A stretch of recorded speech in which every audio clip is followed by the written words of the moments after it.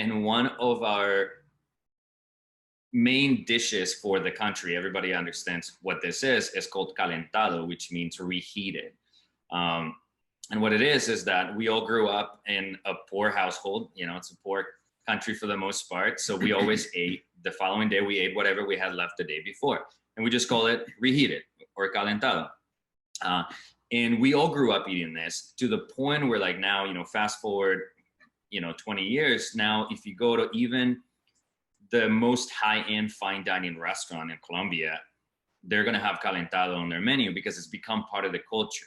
So it's a cool paradigm shift of how you think of food, that leftovers are always really exciting on the next day. And they actually, for whatever reason, vegetables get tastier, and a lot of things actually taste better on the second round. So what we did in Colombia is we most of the time added eggs, and we ate a lot of rice and beans. So it was like rice, beans, eggs, whatever veggies we had, reheated and serve it together, which is kind of the idea of like a stir fry of sorts.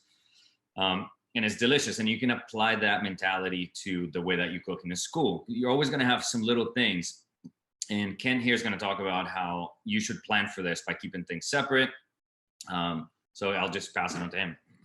Okay, so thinking about when we're planning our menus, sometimes what we'll do is we'll do a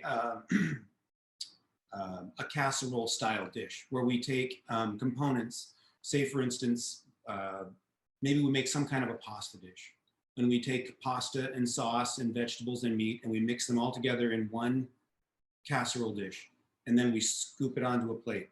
First of all, no offense, but it's not the most beautiful thing on the world as a glop of casserole on your plate. So, and it's also not as visually appealing when you're serving it. So the way you get around this and the way you prepare yourself for properly cooling and having food that you can utilize tomorrow is you keep it all separate. And I call this concept simply Deconstructed Casserole Method. So instead of taking that casserole and all those foods and putting them all in one thing, we just separate them. So similar to the example I just gave you was a pasta dish. Let's say, for instance, we have a 3-well steam table in front of us. And now hopefully you can visualize that. I don't have a slide of that, but just think about a steam table or a hot table, and half pans, you know, like we made the frittata in. Those pans, 2 of them fit in 1 well. So what you have is 6 wells in front of you. And I put in the first well, I put in my roasted vegetables. And my second well, I put in my meat, my protein, whatever that happens to be. Let's just say, for instance, it's some kind of a sauteed sausage or ground sausage product. And then the other one, I have a pan full of noodles, and then I have my sauce. So all of those things that were once inside of a casserole dish all mixed together that I cannot reheat well. First of all, it wasn't a great presentation to begin with. Then secondly, I have 3 whole pans of this casserole left after the service because I didn't plan well or something happened. And now I don't know what to do with this food. Okay, here's a great graphic. Thank you, Chris. Chris is on it, man. So you can imagine that what am I going to do tomorrow? And your guts tell you to be a good steward of the food that we've been given. And so, and we prepared, and it cost like $30 for that pan of food. And now I'm going to throw it in the garbage, or I'm going to reheat it. I'm going to risk reheating it and it's going to be very degraded in quality. So it's not going to be appealing to our guests. But if we do this method, I can take the roasted vegetables separately, put them in a pan and cool them. I can take the pasta separately and cool it. I can take the sauce separately and cool it. And all of those components now become fodder for the next meal.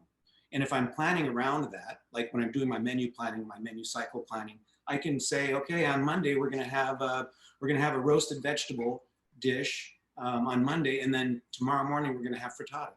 So I can do one of 2 things. I can plan and engineer some extra leftovers, meaning I'm going to get some of the prep done today.